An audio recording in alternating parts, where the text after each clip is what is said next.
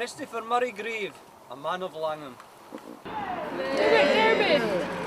I write now in English and now in Scots, to the despair of friends who plead for consistency. Drums in the Wallygate, pipes in the air, come and hear the crying of the fair. A poetry not for those who do not love a gaping pig, or those made mad if they behold a cat, and least those who, when the bagpipe sings i' the nose, cannot contain their urine.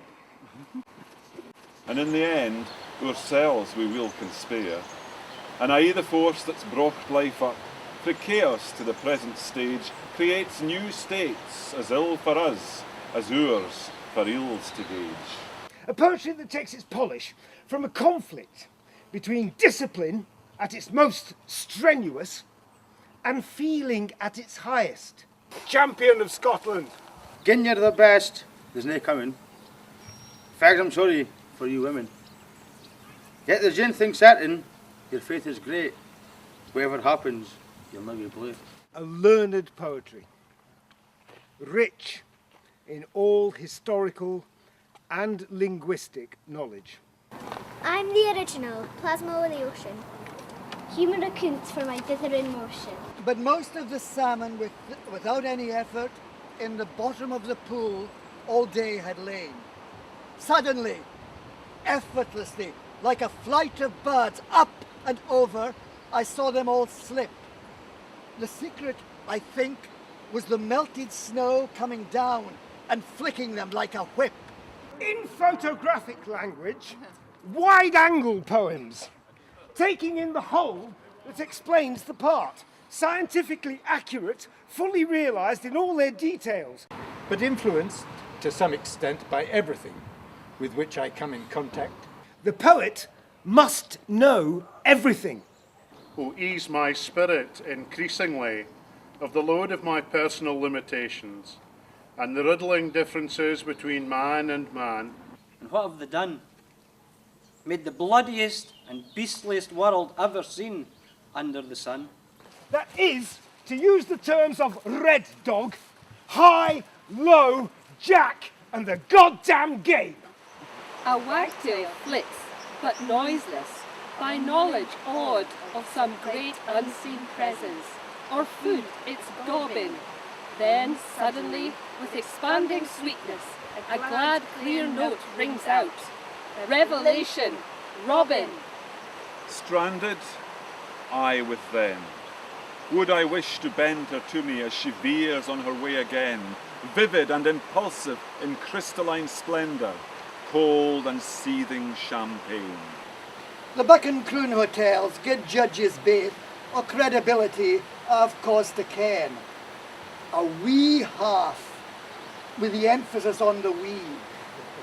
And day and daily, do they no see again a miracle clean fly pit in the matter of wine turned back to water? We gave her a stiff whisky. She was as nervous as a trout and could hardly hold the tumbler. Poor creature. Like a Beethoven semitonal modulation to a wildly remote key, as in the Allegretto, where that happens with a sudden jump of 7 sharps and feels like the sunrise gilding the peak of the Dent Blanche, while the Arola Valley is still in cloud. A fervent internationalist. A war to save civilization, you say? Then what have you to do with it, pray? Some attempt to acquire it would show truer love than fighting for something you know nothing of. Come, let us finish the whole damn farce of law and order on murder based on the power to coerce and starve and kill with all its hypocrisy, cruelty and waste, and safe from all human interference give every man at least ample means to live. As cannot be effected until a new and conscious organisation of society generates a new view of the world as a whole, as the integration of all the rich parts uncovered by the separate disciplines. That is the poetry that I want. At last, now is the time with due intensity to hew to what really matters. A poetry, the quality of which is a stand made against intellectual apathy.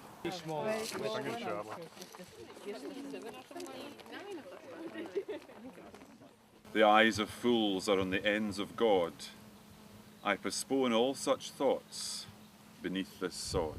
And one of the great poets of the world, Hugh MacDiarmid. Every true poet's place is to reject all else and be with the lowest, the poorest, in the bottom of that deepest of wells, in which alone is truth. I belonged to a little town and liked to walk at nights, out into the dark country roads beyond the last of the lights. And what I liked as a boy, though I grow old, is still my joy.